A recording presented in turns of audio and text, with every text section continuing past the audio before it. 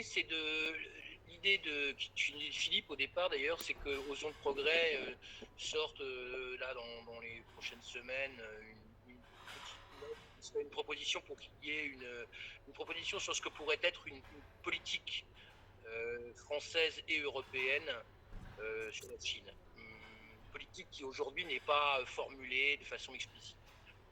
On commence par faire des auditions d'experts. On a entendu, alors malheureusement j'étais pas là moi, à celle d'Antoine Bondas qui a surtout présenté les choses sur, disons, la dimension géopolitique de la question.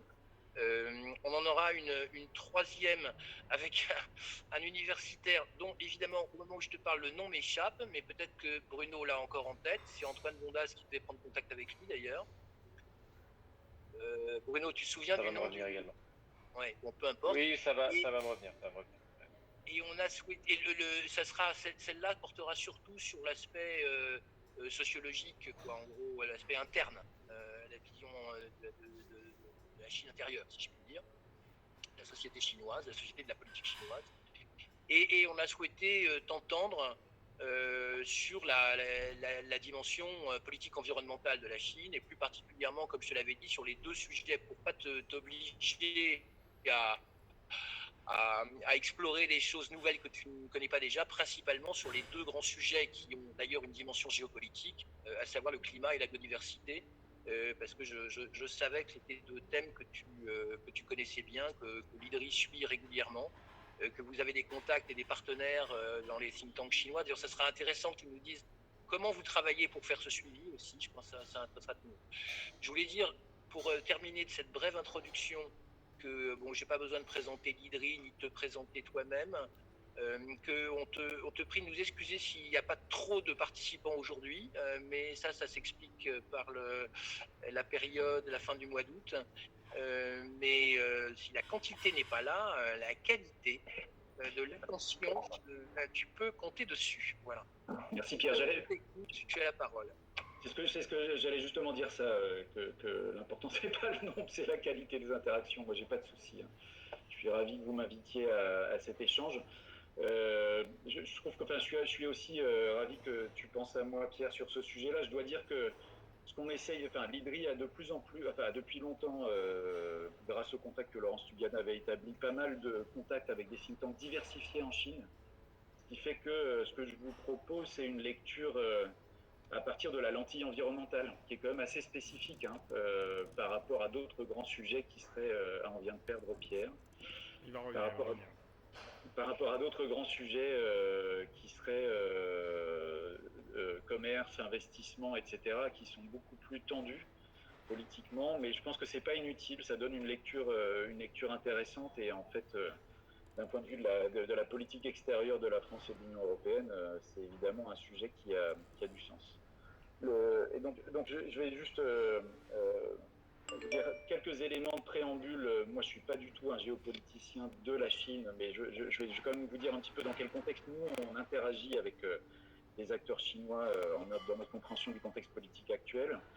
J'ai prévu de vous dire un mot de climat, de politique intérieure et internationale, un mot de biodiversité, de la même manière intérieure et internationale. Et ensuite, je voudrais quand même ajouter deux éléments. Le premier, justement, sur la question commerciale, et puis sur la Belt and Road Initiative, sur les routes de la soie, qui sont un peu transversales aux questions climat et biodiversité. Donc mon préambule sur le contexte politique actuel, c'est que nous, on voit bien sur nos sujets une tension croissante entre l'Europe et la Chine. Particulièrement autour de Hong Kong et des Ouïghours, ça a vraiment beaucoup compliqué les discussions récemment.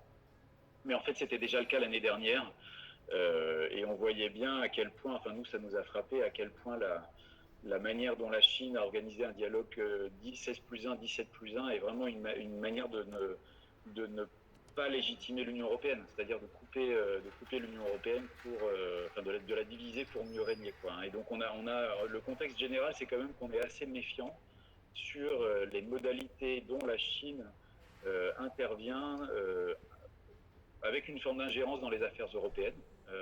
Et néanmoins, on pense que c'est important de discuter avec eux, avec les acteurs chinois. jusqu'à récemment, on était très intéressés par les contacts qu'on avait avec des universitaires. J'y reviendrai à la fin sur les relations avec les think tanks comme Pierre m'y invitait. Des universitaires, des acteurs qui étaient en train de pousser les arbitrages pro-environnementaux à Pékin. Récemment, ils ont quand même commencé à de moins en moins nous parler, ou en tout cas nous parler de manière de moins en moins critique des affaires intérieures. Mais pour moi, la tonalité, c'est quand même de se dire qu'on a des alliés en interne en Chine et qu'il ne faut pas les laisser tomber. Je ne sais pas ce que vaut cet article que j'ai lu récemment, mais il y a des acteurs, je crois que c'était dans le Guardian, au sein même de l'appareil chinois, des gens qui contextent la stratégie de M. Xi Jinping en disant cette agressivité, c'est pas la meilleure des choses, quoi. Et on a aussi toute l'idée que les ambassadeurs qui se permettent des choses pas du tout diplomatiques et très agressives sont en fait d'anciens gardes rouges de l'époque de la Révolution culturelle, mais que c'est pas non plus la totalité de l'appareil chinois qui est sur cette tonalité-là. Donc, sans être naïf, on a tout intérêt à essayer de jouer avec des acteurs en interne qui soutiennent nos sujets. Alors, un mot sur le climat, puis un mot sur la biodiversité. Sur le climat, nous, on est très intéressés de voir un certain nombre de secteurs économiques en Chine qui poussent pour des arbitrages qui abandonneraient plus vite le charbon et qui passeraient à des énergies renouvelables ou à des investissements qui sont beaucoup plus électrification de la mobilité, électrification de la demande en énergie en général, et énergie renouvelable, avec de la maîtrise de l'énergie si possible. Ce que nous disent officiellement récemment des collègues qui sont ceux qui sont les plus... Ah, Anne, vous m'entendez pas? Si, ça va. Anne me dit que c'est totalement inaudible. Sur le chat. On t'entend bien. Non, ça va pour moi. C'est correct. Donc je peux me rapprocher un peu de mon micro au cas où ça aide un peu, mais je ne sais pas quoi faire. Ah non, il n'y a pas du tout de souci, hein. Ça doit venir de son internet parce qu'on entend bien nous, notre côté. Ok. Bon, mais je suis désolé Anne, je continue. Je ne sais pas quoi faire d'autre. Oui, donc ce que nous disent les collègues sur la politique climatique ou la politique énergétique interne en Chine, c'est qu'ils ont été très efficaces dans l'électrification de la demande, notamment du côté de la mobilité ou du chauffage, mais aussi une augmentation de la demande de clim, etc. Et que donc la demande d'électricité est tellement croissante qu'ils ont du mal à fournir avec uniquement les énergies renouvelables. Et que donc ils sont dans une course à la possibilité, enfin la partie électrification qui est un des piliers de la décarbonation a été très efficace, mais que derrière il faut courir avec des énergies renouvelables. Je pense que ça veut dire qu'ils n'ont quand même pas été très forts sur la maîtrise de la demande d'énergie, et que par ailleurs il y a des secteurs de clim et de construction qui ne sont pas exactement sur la bonne voie, hein, mais qui font qu'effectivement ils vont devoir recourir à des énergies fossiles. Ce qu'essayent de faire les acteurs les plus progressistes sur ce sujet, c'est de faire que ça soit plutôt du gaz, et un gaz de transition, plutôt que du charbon. Et la plupart des analystes technico-économiques chinois nous disent que le charbon est encore très important, ils en ont au-delà à vrai dire, des capacités nécessaires, et ça ne serait pas forcément économiquement le plus utile. Mais ce qu'on voit à l'œuvre à ce moment-là, c'est des gouverneurs de province qui veulent maintenir les emplois dans le charbon dans leur province, ou qui veulent maintenir l'économie de leur province au détriment des autres. Et donc il y a un jeu politique très important autour de ce que certains territoires veulent garder en matière de charbon. Et donc la question de la transition juste, comment est-ce qu'on aide des territoires à trouver une économie post-charbon, est quelque chose qui a du sens aussi en Chine. Mais le jeu politique est assez compliqué par le fait que les gouverneurs provinciaux ont souvent des intérêts mêlés dans des entreprises parapubliques. Et donc cet échelon-là est absolument problématique.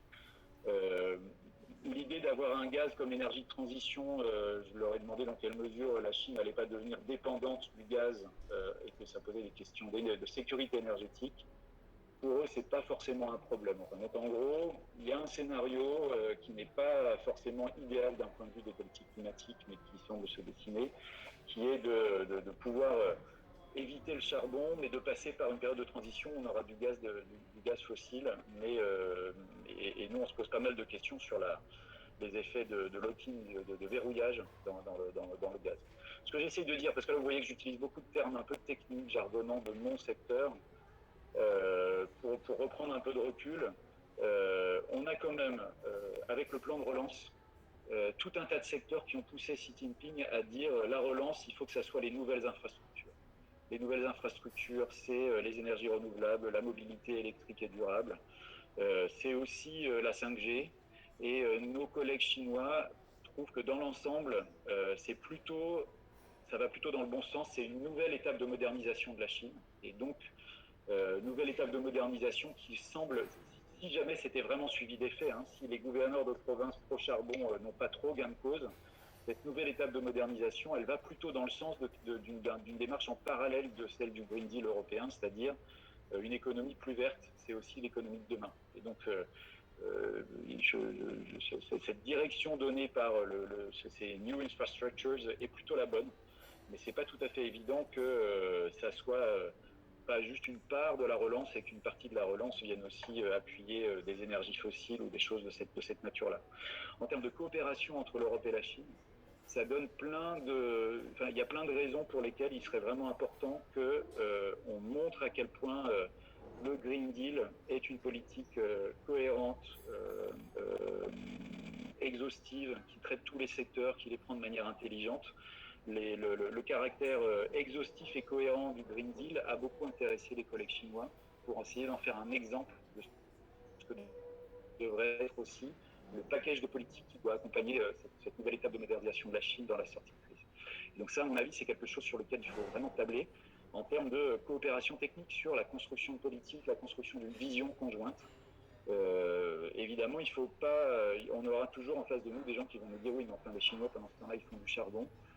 Mon idée, c'est quand même qu'il faut pas s'arrêter uniquement à ça, parce qu'il y a un certain nombre de secteurs, et à mon avis des secteurs influents politiquement aussi, qui visent à ce que l'économie de la Chine franchisse vraiment une étape. Sur le climat, un petit point quand même institutionnel. Les collègues qu'on avait qui étaient chargés de la négociation climatique internationale étaient auprès de la NDRC, la commission de la réforme, l'espèce de méta-ministère. Ils ont été rétrogradés au ministère de l'Environnement. Donc il y a quand même des signes pas complètement bons en matière de priorité politique donnée à la politique climatique en Chine. Et je ne peux pas, moi, prévoir aujourd'hui quel sera le plan quinquennal, quelle sera la place du climat dans le plan quinquennal, qu'est-ce que ça va signifier en termes de moment, de date pour le pic d'émissions chinois. Donc, pour l'instant, moi, ce que j'entends, c'est que pour l'ambition future de la Chine et sa capacité à arriver à la COP26 à Glasgow en 2021 avec une NDC renouvelée, excusez-moi pour les termes, c'est les contributions déterminées à l'échelle nationale, c'est-à-dire en gros l'ambition que la Chine annonce au reste du monde en matière de sa politique, sa propre politique climatique. On en saura plus, à mon avis, une fois qu'ils auront les résultats des élections américaines. Et dans le courant de l'année 2021, il y aura des éléments du plan quinquennal qui vont sortir, mais pour l'instant, c'est très incertain de savoir s'ils vont vraiment arriver avec une NDC renouvelée. Nous, on fait tout notre possible pour soutenir les acteurs qui, en Chine, poussent pour que ça soit le cas, mais je suis assez peu optimiste sur ce sujet-là en matière de dynamique pour la Convention des Nations Unies sur le changement climatique. Il est possible que la Chine n'arrive pas avec une NDC plus ambitieuse que la précédente, ce qui serait quand même un très mauvais signal, mais je crois qu'il faut qu'on fasse avec ça et qu'on montre plutôt comment est-ce que, d'un point de vue concret, sur les plans de relance, en fait, il y a des bons signaux. Mais ça serait un peu mon point de vue. Ça, c'était pour le climat. Je sens que je suis un petit peu long. Je vais essayer d'être un peu plus rapide sur la biodiversité. Sur la biodiversité qui n'est pas... Sébastien, juste pour le climat, juste vérifier ce que j'ai en tête, c'est que l'engagement de la NDC chinoise de l'accord de Paris, c'est bien d'atteindre son pic d'émission en 2030 à ce jour. C'est bien ça. En fait, je suis désolé, je n'ai pas révisé ça, mais je pense que c'est ça. C'est bien une histoire de pic d'émission, et le délai me paraît être celui que j'ai en tête aussi. Ouais. Je crois que c'était 2030, et donc ce que tout le monde attend, c'est une anticipation du pic. C'est-à-dire qu'il puisse passer, comme on pouvait le penser il y a quelques années, encore à un pic d'émission en 2025. Et c'est justement là-dessus qu'on a des doutes, et qu'on s'inquiète. Oui, tout à fait. Merci d'être plus précis que moi sur ce sujet-là, mais c'est bien ça le sujet. Sur la biodiversité, la Chine a donc souhaité accueillir la COP 15, la conférence des parties de la Convention des Nations Unies sur la biodiversité, 15e parce qu'elles ont lieu que tous les 2 ans, donc elles vont moins vite que les conventions climat. Hein. Et celle de 2020 devait être un grand moment, c'est-à-dire celle de la renégociation d'un cadre de coordination internationale pour atteindre j'allais dire l'arrêt de la dégradation de la biodiversité, et on doit se fixer à cette COP15 des objectifs pour la décennie 2020-2030.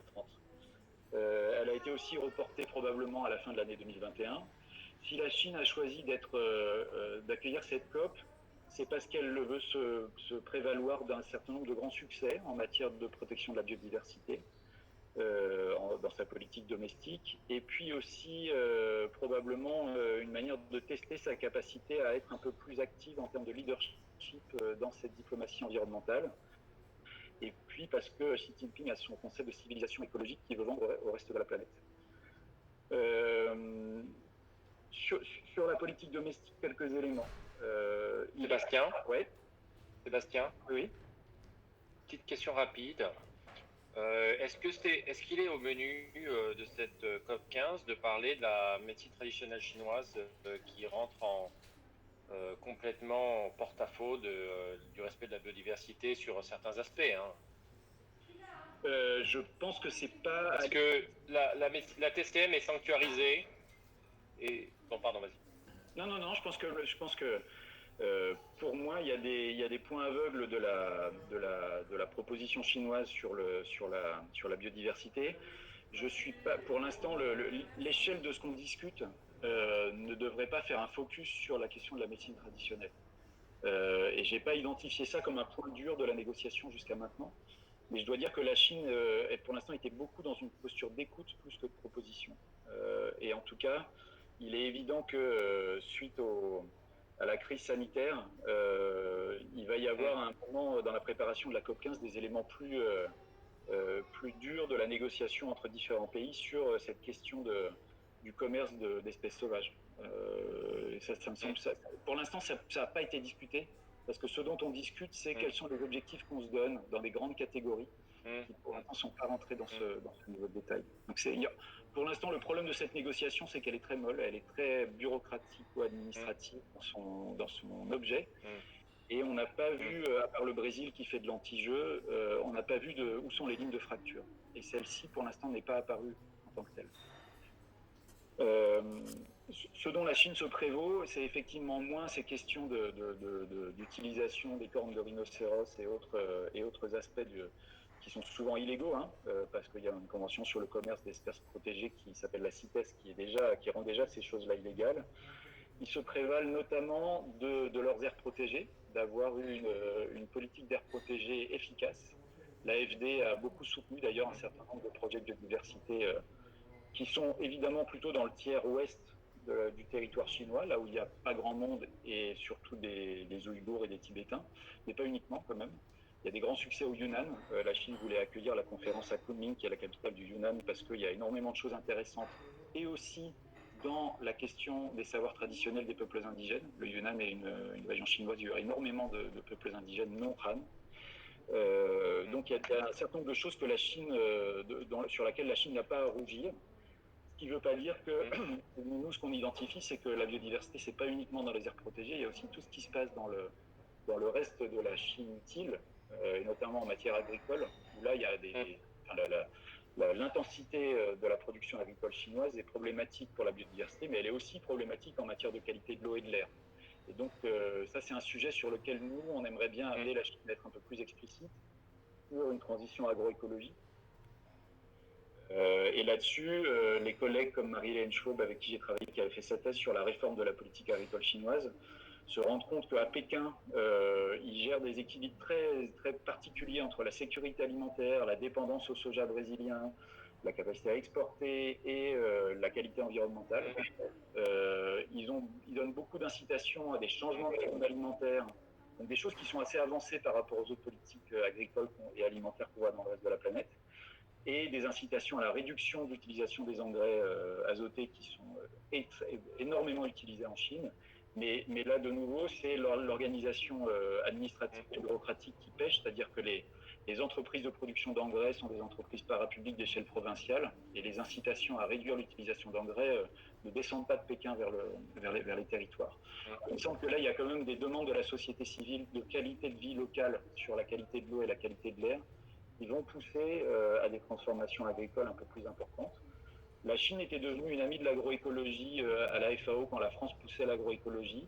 Le nouveau DG de la FAO chinois a reçu de manière très verte, très brutale, la délégation française poussée par un diplomate emmené par le directeur du développement durable au ministère des Affaires étrangères en leur disant mes amis français, là, il faut arrêter la poésie. Nous, on fait du business, et donc votre agroécologie, il faut mettre ça de côté. Je ne sais pas si vous m'entendez encore parce que les images sont figées. C'est bon? Très bien. Ok, je t'entends bien. Moi, je t'entends bien. Ouais. Ok, donc Ils ont été vertement accueillis. Ça, c'était quand? Ça, c'était en mai-juin. Philippe Lacoste était en visite à la FAO. Non, pardon, c'était décembre. Ah oui, très récemment. C'était décembre. C'était décembre parce qu'en fait, j'en ai parlé à Rome juste avant le confinement. Donc sur ce volet agricole, à faveur de ça, je parle aussi du fait que la Chine investit des grandes agences des Nations Unies. Outre l'OMS, il y a aussi la FAO. Et donc à la FAO, le DG chinois veut visiblement faire un agenda beaucoup plus business et beaucoup moins petits agriculteurs environnement, alors que la FAO était je ne porte pas de jugement là-dessus, mais la FAO était un des lieux où on défendait les petits agriculteurs contre le gros agribusiness, avec des catégories, à mon avis, un peu obsolètes. Mais en tout cas, là, le DG FAO veut financer la FAO avec des fonds privés. La FAO étant une vieille machine qui a du mal à se financer. Donc ça, c'est un peu le contexte d'une politique qui a des succès et des points aveugles. Et nous, on veut essayer d'amener la Chine, en tout cas la négociation internationale, à regarder la question agricole de manière beaucoup plus fondamentale. On ne sait pas trop où veut aller cette présidence chinoise de la COP. Ils veulent très clairement vendre des concepts chinois. La civilisation écologique de Xi Jinping et le redlining. Redlining, c'est un concept qui veut à la fois dire la qualité des aires protégées chinoises et puis un outil assez intelligent de carte des vocations du territoire, qui n'est pas une mise sous cloche d'un certain nombre d'aires protégées, mais qui définit à la fois en ville, dans les espaces métropolitains et dans les espaces ruraux, des vocations des territoires pour la protection du type des écosystèmes, pour l'expansion des crues qui permettent en fait à la fois de faire de l'adaptation au changement climatique et de la protection de la biodiversité. Et cette idée de vocation territoriale, c'est quelque chose qui parle bien à nos collègues français et même à l'échelle européenne. Et donc nous, on aimerait bien soutenir l'idée de ce concept de redlining comme quelque chose qui pourrait être utile dans la négociation internationale sur la biodiversité. Mais tout le monde, dans la négociation, se rend compte que la Chine est assez malhabile dans sa présidence de la COP, parce qu'en fait, elle veut, sans préparer le terrain, sans montrer que ça viendrait aussi d'ailleurs, imposer ses concepts. Et un des gros enjeux du temps qu'on a gagné avec le déplacement de la COP de 2020 à 2021, c'est de faire du coaching de la présidence chinoise de la COP.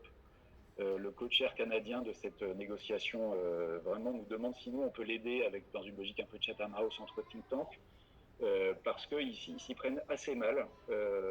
Et le dernier point que je voulais dire sur la biodiversité, c'est que on a donc une Chine qui voulait vraiment se mettre en avant, peut-être un peu avec une logique aussi régionale, d'avoir plus un succès d'estime à l'échelle globale, mais de montrer aussi sa capacité à accueillir des grands événements dans la logique de se montrer comme une puissance du sud-est asiatique en positionnant ça à Kunming. Aujourd'hui, on a beaucoup d'incertitudes sur ce que veut la Chine. Il y a eu un reformatage du pouvoir au sein du ministère de l'écologie et de l'environnement, où le vice-ministre avec qui on travaillait, qui était très allant sur la biodiversité, a été remplacé par un membre, quelqu'un qui est de haut placé au Parti communiste chinois. Donc une reprise en main politique de l'administration du ME sur ce sujet-là, qui augure pas très positif pour nous, parce que c'est quelqu'un qui va moins comprendre sur le sujet technique et sur l'ambition collective et qui va plus positionner la Chine d'un point de vue politique. Et pour l'instant, c'est relativement incertain sur ce qu'on va pouvoir atteindre de ce côté-là. En tout cas, nous, on pense qu'il y a un enjeu, il y a un point on peut avoir un peu d'effet de levier sur la Chine, puisqu'elle s'expose en voulant accueillir la COP 15, et que donc il faut utiliser cet effet de levier pour lui dire, voilà, vous êtes obligé il ne faut pas perdre la face. Et j'aurais dit ça pour un autre pays que la Chine, mais on sait bien qu'en Chine, cette question... on sait bien, je sais pas bien, je suis pas suffisamment sinologue, mais en tout cas j'imagine qu'en diplomatie en général, accueillir une COP et ne pas réussir à en faire un succès est un problème. Et donc je voudrais juste souligner qu'en 2019, la diplomatie française et européenne a joué de manière très habile pour avoir deux déclarations européano-chinoises sur l'importance de la biodiversité et du climat. Le ministère des Affaires étrangères français s'est très bien débrouillé avec l'Élysée.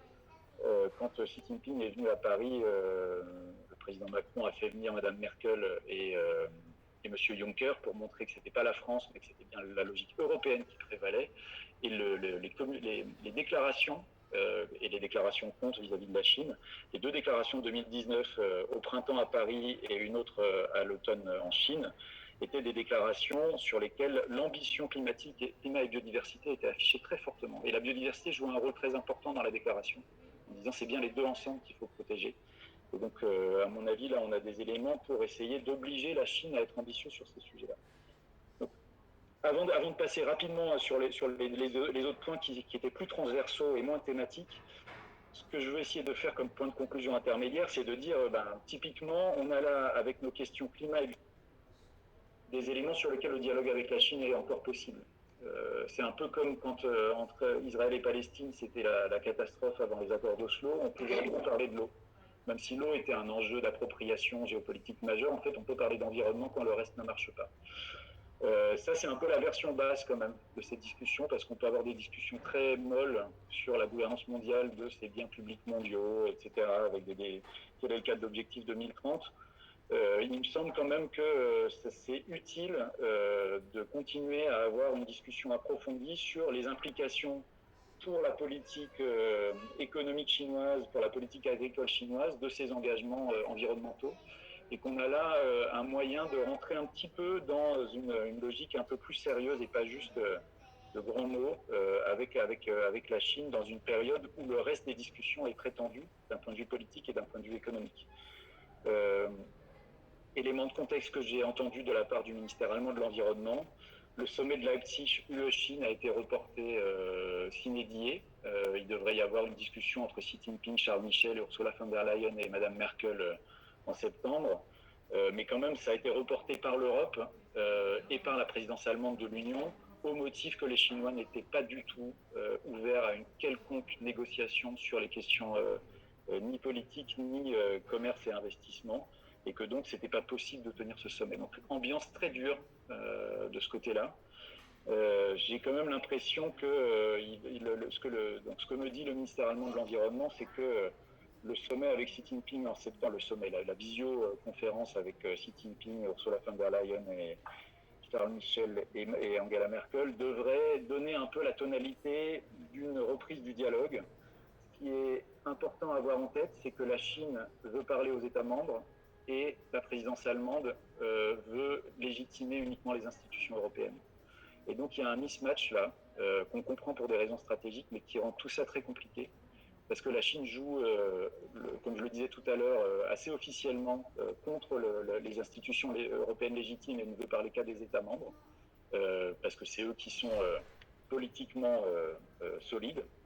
Et je vois bien aussi pourquoi la Chine dit ça, c'est pas complètement faux. Les arbitrages politiques nationaux sont souvent plus solides qu'un certain nombre ou en tout cas beaucoup plus faibles, beaucoup plus clairs que ce qu'on peut obtenir à Bruxelles.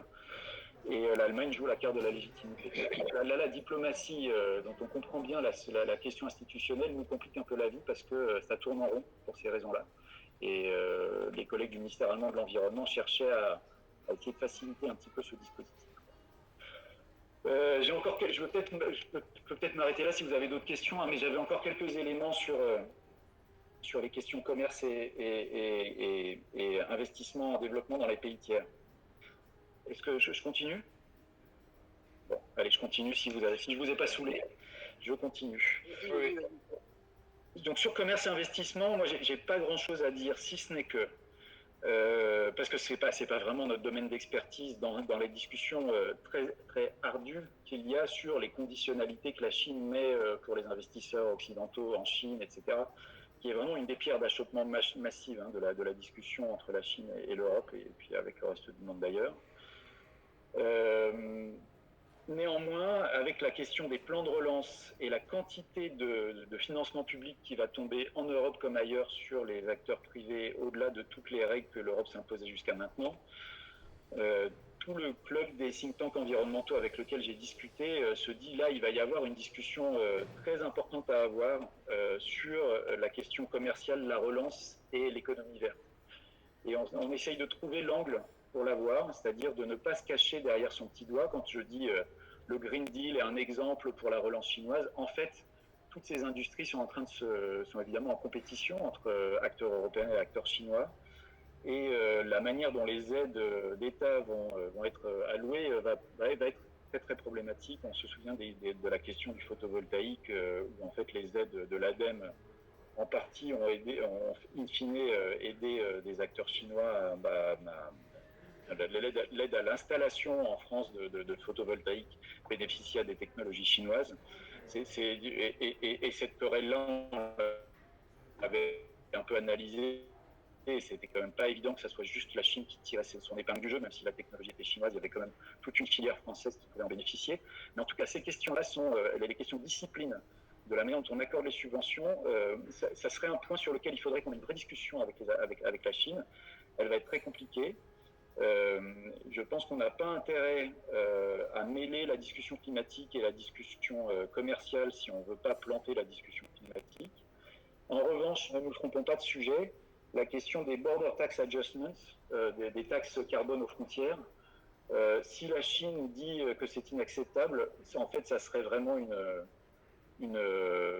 ça serait purement rhétorique. C'est-à-dire que depuis longtemps, cette question des border tax adjustments et de la manière dont on pourrait gérer le fait qu'il y ait des systèmes d'émissions, de quotas d'émissions carbone en Chine, en Europe, et comment il faudrait les articuler avec des formes de taxes aux frontières, c'est quelque chose auquel les intellectuels et les politiques chinois ont déjà envisagé ça depuis un bon bout de temps. Ça ne serait pas une surprise, et on devrait pouvoir trouver des manières de faire qui ne soient pas offensives d'un point de vue commercial. C'est pas ça la question la plus massive, c'est plutôt la question des aides d'État qui me semble tout à fait majeure.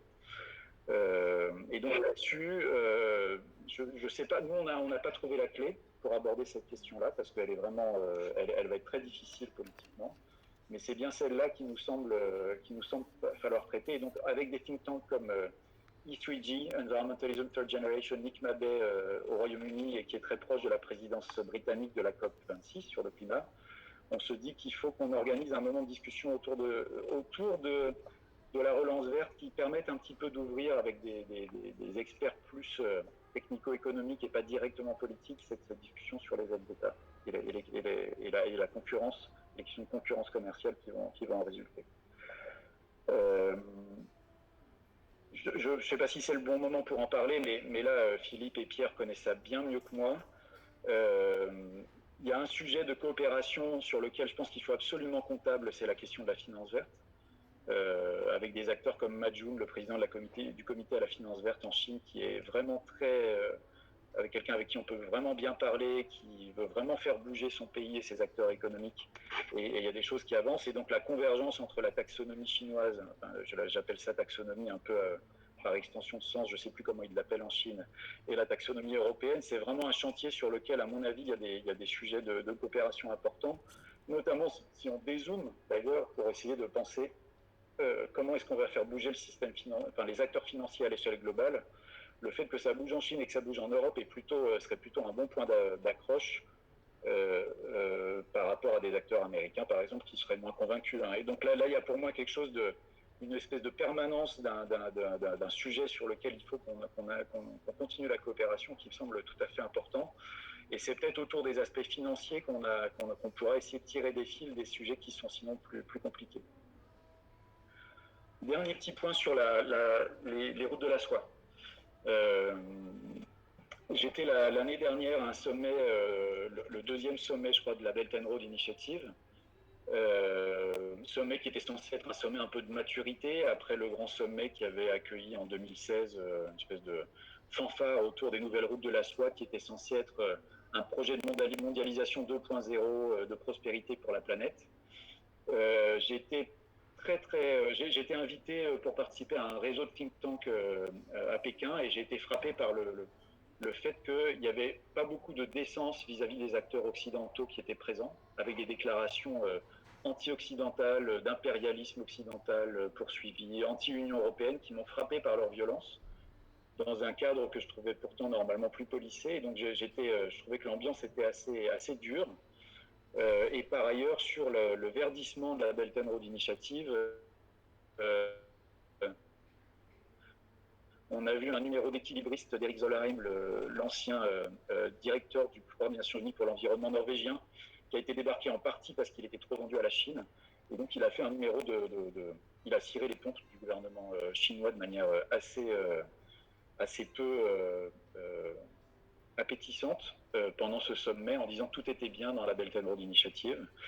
Alors que, en fait, et donc tout le monde a déclaré, c'était donc 6 ans après le lancement de la Belt and Road Initiative par Xi Jinping, et puis 3 ans après le premier sommet qui a dû avoir lieu en 2016, on avait maintenant les preuves parfaites d'une évaluation positive de tous les impacts sociaux, de coopération technique et environnementaux de la Belt and Road Initiative.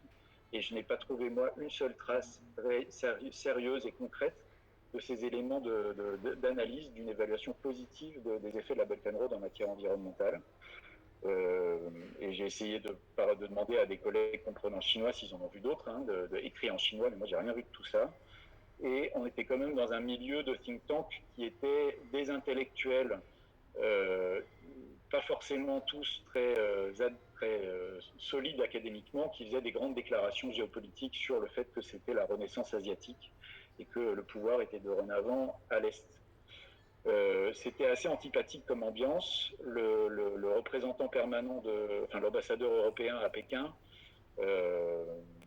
soulignait à quel point pour lui, la Belt and Road est une manière pour la Chine d'instaurer des institutions de gouvernance mondiale parallèles à celles qui ont été mises en place, que ce soit Bretton Woods ou les Nations Unies ou l'OCDE, avec les normes et les institutions à leurs mains. J'en ai trouvé quelques traces, c'est-à-dire que j'ai vu un document qui instituait ou qui proposait, je crois que c'était qui analysait l'organe de règlement des différends sur les investissements liés à la Belt and Road. Et donc, il y a sur cette question des investissements, la Chine qui met en place avec les pays signataires de la Belt and Road un organe de règlement des différends spécifique, avec des normes spécifiquement chinoises. Et c'est vrai que d'une certaine manière, on pourrait interpréter cette volonté de la Chine de faire ses propres institutions comme la réponse de la Chine au fait qu'on l'a pas laissé rentrer à l'OCDE. C'est en tout cas l'interprétation de l'ambassadeur européen à Pékin qui dit on lui a fermé la porte, donc elle fait son OCDE à elle, avec ses pays à elle et avec ses normes à elle.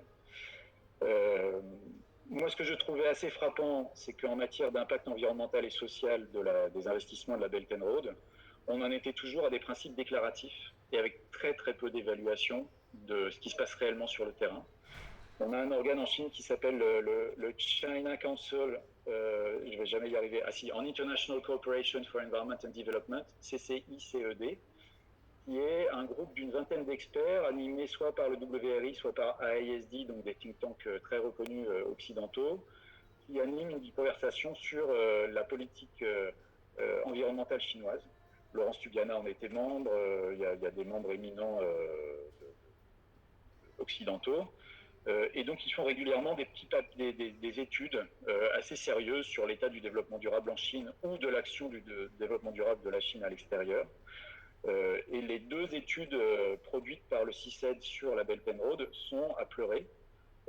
Une membre de ce conseil que je connais bien avait fait une étude de cas sur des projets Belt and Road au Sri Lanka et au Pakistan, Elle s'était émue du fait que sur l'usine de charbon du Pakistan, même si elle avait géré, s'ils avaient pris en compte les effets sur la biodiversité locale de l'implantation de cette usine, on ne traitait absolument pas le fait que c'était une usine de charbon. Et le résultat, ça a été que l'étude de cas n'a pas été mentionnée dans l'étude. Cette collègue membre du CICED s'émeut encore du fait qu'on lui demande en gros, l'étude est publiée malgré ses remarques. Et c'est une étude qui dit tout va à peu près bien et de toute façon, les normes sont en place, les greening principles de la Belt and Road vont fonctionner. Ces greening principles, ils ne sont pas mauvais, mais on n'a vraiment pas d'évaluation très solide de ce que ça donne. Le seul qui prend la parole, et ça je trouve que c'est un signal important, pour dire que ça ne va pas, c'est Majun. Donc le président du comité à la finance verte et aussi directeur d'un centre de recherche sur le développement à l'université de Tsinghua. Et il a publié en septembre un rapport qui a fait l'objet sur lequel on a discuté déjà avec Pierre Ducret, un rapport qui dit si on continue comme ça, la Belt and Road va continuer à la carbonation et non pas à la décarbonation des économies des pays où on intervient. C'est courageux de dire ça. Majun s'est d'ailleurs ému du fait que la dépêche de l'AFP en français disait surtout que la Belt and Road était mal conçue était mauvaise pour le climat, alors que ce qu'il propose, c'est un plan d'action beaucoup plus solide qui dit non seulement des greening principles de la Belt and Road en Chine et s'appuyer sur le fait qu'il y a des risques réputationnels pour les opérateurs chinois quand ils vont à l'étranger, ou des risques même politiques, s'ils ne tiennent pas en compte les populations et l'environnement local, ça peut avoir un effet boomerang. Si on joue que sur le risque, ça ne va pas suffire. Et il ajoute dans les 5 piliers proposés par ce rapport l'importance du fait que la Chine doit aider les pays d'intervention à augmenter leurs standards environnementaux, et que si les standards environnementaux sont moins importants dans le pays d'intervention qu'en Chine, il faut que les opérateurs chinois mettent en place l'ambition les mêmes standards environnementaux plus élevés qui sont les standards chinois, s'ils sont plus élevés, etc. Et donc là, on a un rapport qui est très intéressant. Pour moi, ce que ça dit, c'est qu'en fait, il y a en Chine une vraie bataille. Je ne sais pas si je fais une bonne analogie, mais il y avait, quand la France était dans l'aventure coloniale, il y avait le parti colonial, il n'avait pas il était qu'une partie de l'échiquier politique français. Il y avait un certain nombre d'acteurs qui trouvaient que c'était aventureux, que c'était pas les bonnes industries qu'on allait favoriser en allant se lancer dans l'aventure coloniale de la fin du 19e siècle. Et moi, j'ai l'impression qu'il y a la même chose à Pékin là. Bon, l'analogie vaut ce qu'elle vaut. Je ne suis pas historien, vous aurez remarqué que c'est pas ça, je ne veux pas vous donner cette analogie en quoi que ce soit une importance. C'est juste une image que j'utilise pour dire il y a derrière la Belt and Road des gens qui la poussent parce qu'ils ont envie de pousser du béton et de l'acier et du charbon qui n'a plus de marché en Chine.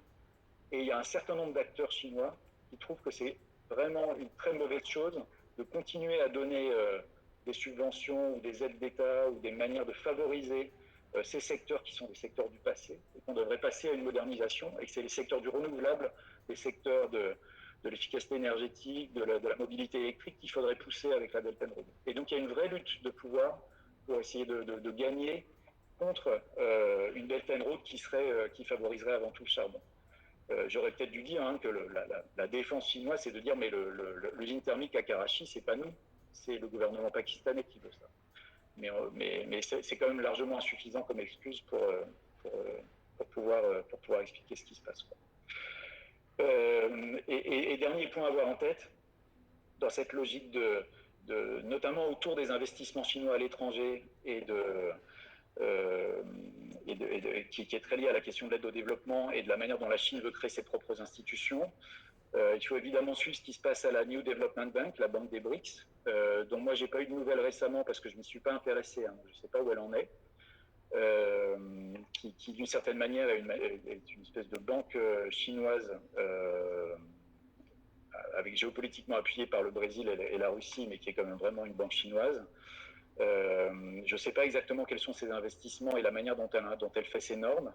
La banque d'investissement dans les infrastructures en Asie, l'AIIB, était jusqu'à récemment un bon exemple de la manière dont la gouvernance, le fait que cette banque soit gouvernée avec un siège pour le Trésor français qui intervient, je crois, pour l'Union européenne ou pour un certain nombre d'acteurs, a permis de faire monter les standards environnementaux de cette banque de manière très active. Mais ce que me disent mes contacts au Trésor, c'est que ça reste une lutte permanente et que même cette AIB que la Chine montre pour dire regardez, je suis ouvert à un dialogue sur le fait que l'ambition environnementale doit monter dans nos investissements, il y a quand même dans le détail de la mise en œuvre, dans le détail de ce qui va être fait par l'AIB, le Trésor reste extrêmement vigilant parce que au-delà des grandes déclarations de principe, il y a des choses qu'il faut regarder un petit peu plus dans le détail. Donc voilà un peu ce que je voulais vous dire. Dernier point de conclusion sur la relation avec des think tanks.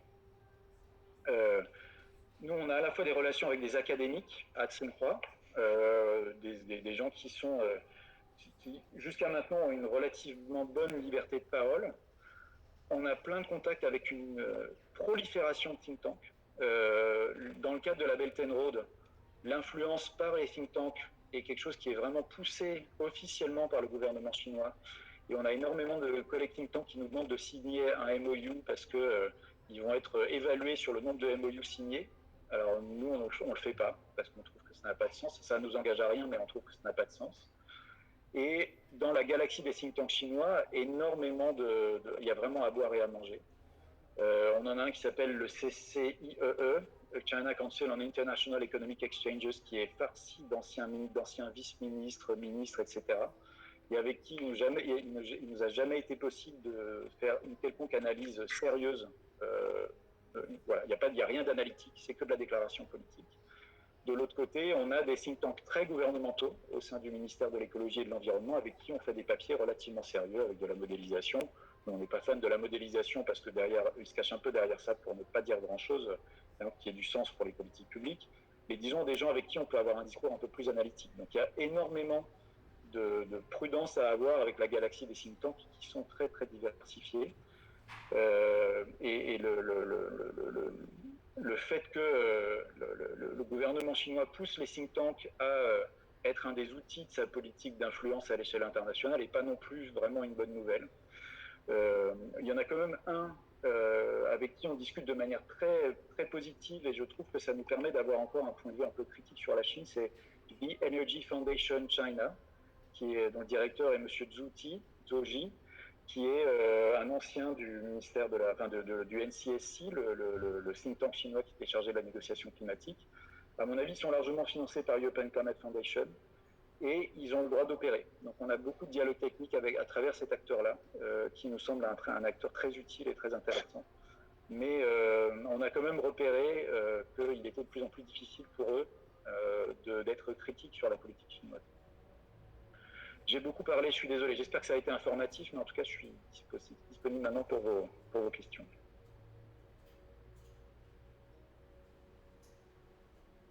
Merci beaucoup, Sébastien.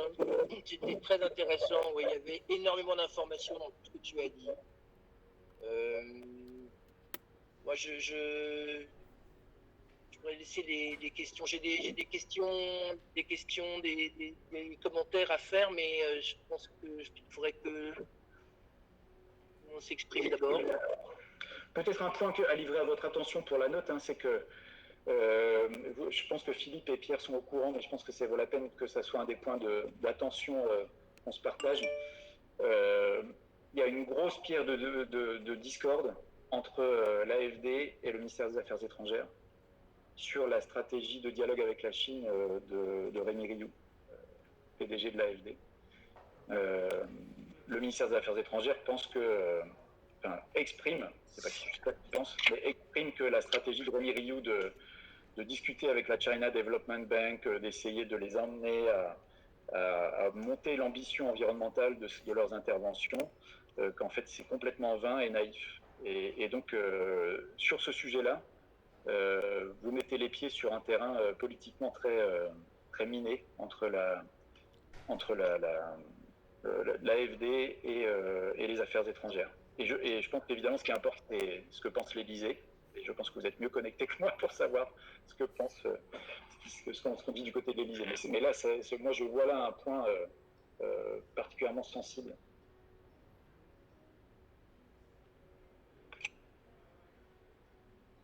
Merci pour ce point.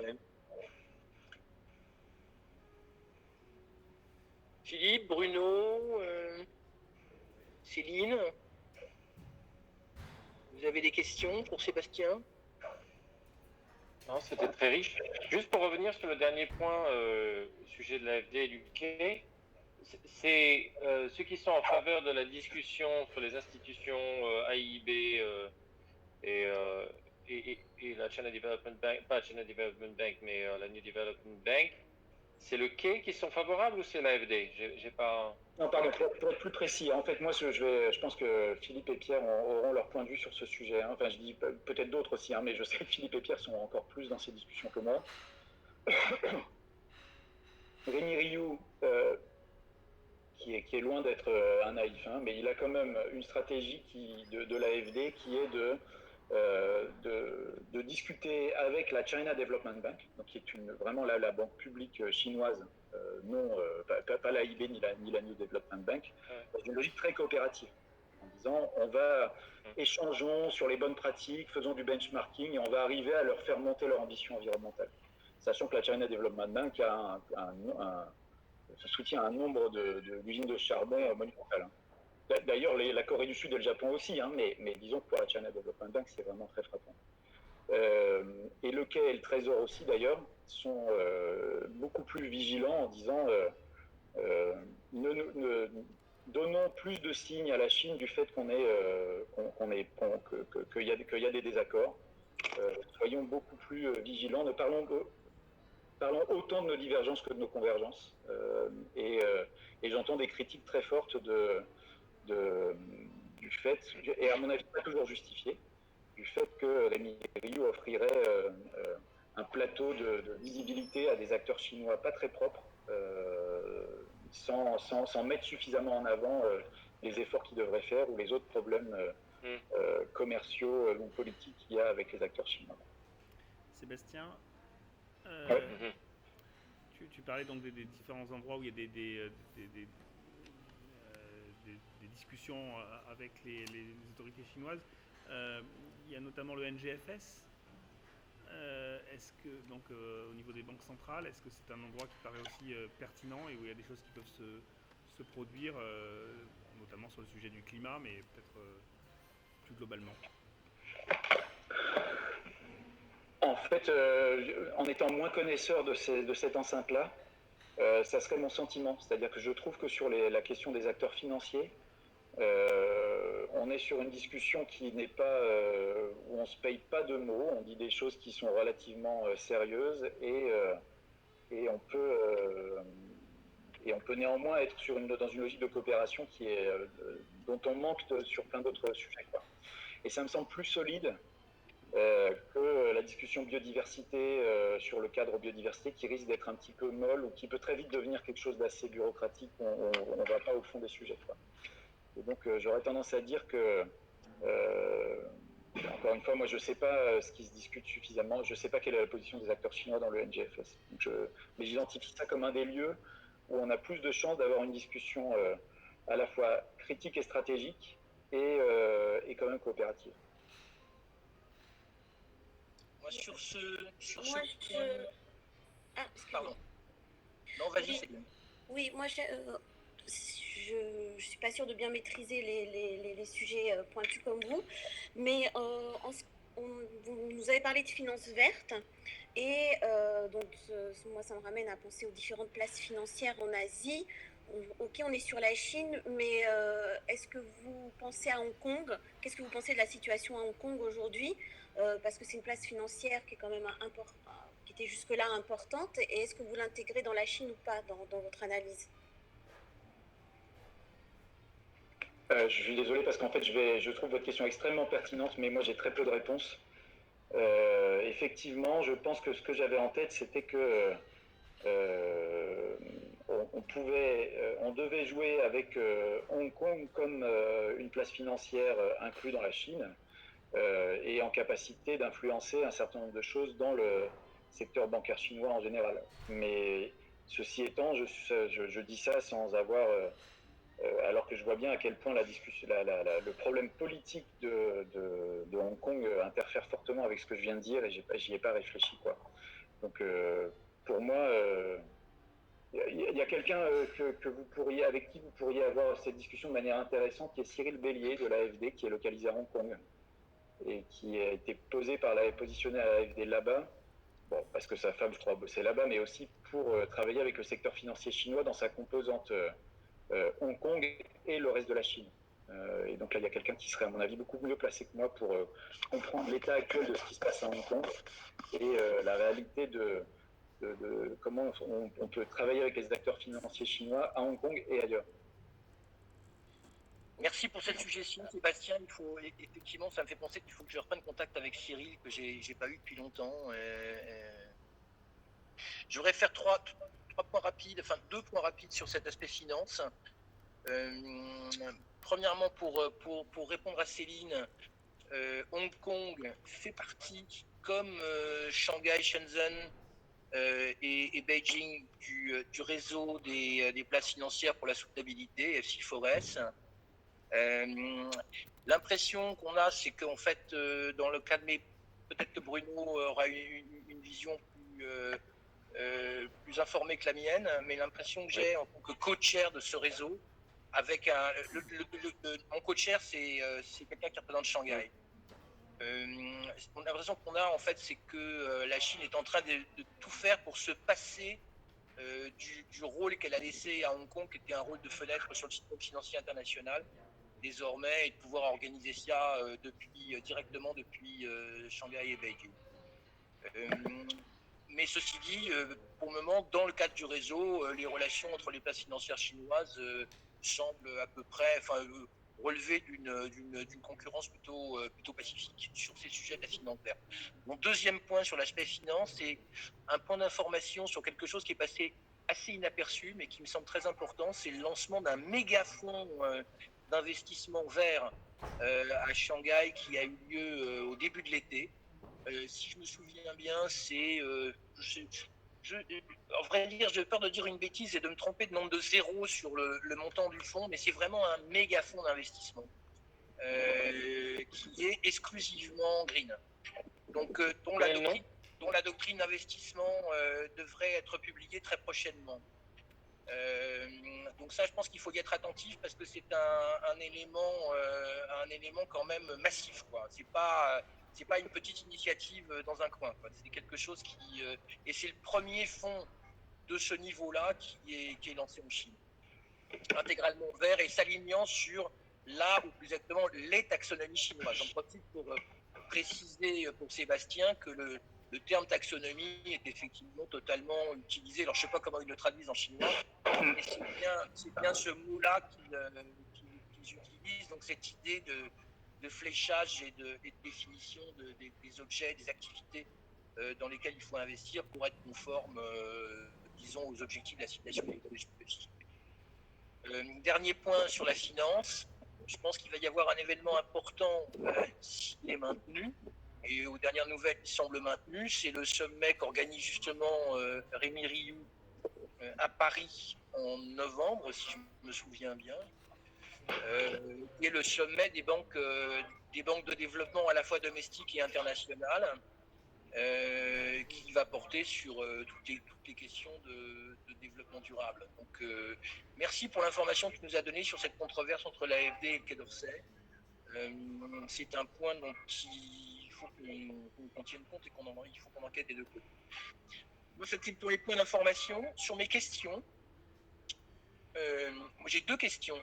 La première, c'est tu as dit dès le début que pour toi, le fait d'avoir fait passer la responsabilité de la politique et de la diplomatie climat du côté du ministère de l'Environnement était une régression. Est-ce que tu confirmes vraiment ce point? Moi, j'en sais rien. J'avais l'impression aussi que la création d'un ministère de l'Environnement de plein exercice en Chine était plutôt aussi un progrès, en quelque sorte. Et que d'avoir... Donc, tu vois, on peut le voir autrement, quoi, en quelque sorte. Ouais. On peut le voir comme une montée en grade des questions de l'environnement dans la hiérarchie gouvernementale. Donc, je voudrais savoir ce que tu en penses vraiment. Ma deuxième question, c'est sur l'affaire des taxes aux frontières. Bon, nous, à I4C, on a toujours été très réservés sur la question des taxes aux frontières. Je sais que la position de Benoît a toujours été très, très sceptique. la position de Benoît et de l'équipe, malgré son renouvellement, a toujours été d'être extrêmement sceptique sur la faisabilité, pour des raisons techniques essentiellement. Parce que on a l'impression que à la fois des raisons techniques et des raisons diplomatiques. Techniques, parce que même si on prend un produit simple, qui paraît simple comme le ciment, dès qu'on essaye de demander comment on va faire pour taxer des ciments qui sont plus carbonés que d'autres, on s'aperçoit qu'il y a une énorme diversité des produits, des modes de production, etc. C'est donc très difficile à faire, ça risque de créer une bureaucratie absolument gigantesque. Et la deuxième raison, c'est bien sûr diplomatique. Il faut rappeler quand même qu'il y a eu une tentative de taxe aux frontières sur le transport aérien qui a été une grande affaire de l'Union européenne, tu t'en souviens bien Sébastien, et que ça s'est traduit par un échec retentissant, c'est-à-dire qu'on a capitulé en race campagne dès que les Chinois ont dit d'accord, très très bien, mais nous on n'achètera plus d'Airbus. Voilà, donc cette question-là, je pense qu'il faut la régler. Moi, il y a une chose que je ne m'explique pas, c'est pourquoi tout le monde se brinde ce terme magique de taxe aux frontières, alors que finalement on a un outil beaucoup plus installé qui ne nécessite pas une nouveauté bureaucratique internationale, en quelque sorte, qui est tout simplement l'outil des normes. Si on introduit, en profitant du fait que l'Europe est encore le premier marché, ou un des premiers marchés mondiaux, pourquoi ne pas travailler sur les normes existantes, leur grading environnemental, plutôt que sur la taxe? C'est une question que j'arrive pas à comprendre, alors que ça existe, quoi. Il n'y a pas besoin de créer quelque chose. Merci beaucoup Pierre, je vais essayer d'être rapide parce qu'apparemment quelqu'un va se déconnecter à 12h15. Sur la place du ministère de l'Environnement, en fait je pense que tu poses la bonne question, j'ai pas la réponse, il faudrait voir un peu à l'usage. Moi ce qui me semblait c'est que nos interlocuteurs du think tank qui était rattaché au NDRC, qui est maintenant rattaché au ministère de l'Environnement, était un peu moins capable de prendre des positions un peu plus solides politiquement et qu'il y avait des arbitrages plus hauts qui devaient être faits. Enfin, donc il y avait un peu cette sensation-là.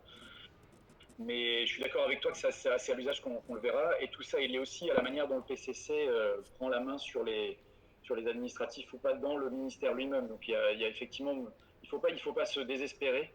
Et il faut plutôt essayer d'observer ce qui se passe dans ce ministère, quoi. Je suis d'accord avec toi. C'est pas un signe définitif. C'était un peu une alerte, d'une certaine manière. Sur la taxe aux frontières, je pense qu'on peut, sans grande surprise, on pense à peu près la même chose que I4CE. Pour nous, c'est pas une bonne idée, ni techniquement ni diplomatiquement. Il y a à la fois les normes, et puis nous, on a plutôt dans des papiers proposé l'idée de contrat de performance carbone.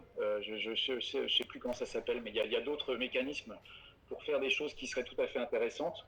Et nous, on est très dubitatifs sur les border tax adjustments, notamment aussi parce que les secteurs économiques qui le demandent en Europe le demandent pour de mauvaises raisons.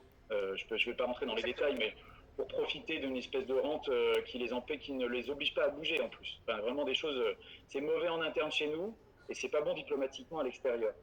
Ce que j'essayais de dire, c'est que c'est une conversation qui est très ancienne avec la Chine et qui justement normalement devrait pouvoir se résoudre par des mécanismes alternatifs dont tout le monde a conscience. Et donc pour moi cette idée de border tax adjustment, c'est vraiment l'Europe qui parle pour ses concitoyens. C'est une manière de dire oui, on va prendre. C'est mon interprétation, c'est que c'est de la part de ceux qui proposent ça en Europe, une manière de dire je veux vous protéger, mais c'est symbolique, c'est pas intelligent d'un point de vue technique et commercial, quoi. Et diplomatiquement, je pense qu'il serait très très mauvais de jouer la menace commerciale vis-à-vis de la Chine. C'est-à-dire, si vous ne faites pas votre NDC, alors on vous mettra une border tax adjustment. Je pense que c'est une spirale qui n'a aucun intérêt. Alors que c'est ce que j'essayais de dire, c'est que pour moi, cette controverse-là est mauvaise. Et qu'il y a des choses beaucoup plus importantes à voir sur les aides d'État, sur la manière dont on va essayer de continuer une conversation sur les subventions plutôt que de se focaliser sur ces border tax adjustments qui peuvent avoir des solutions beaucoup plus... ça ne devrait pas être un problème politique et diplomatique, quoi.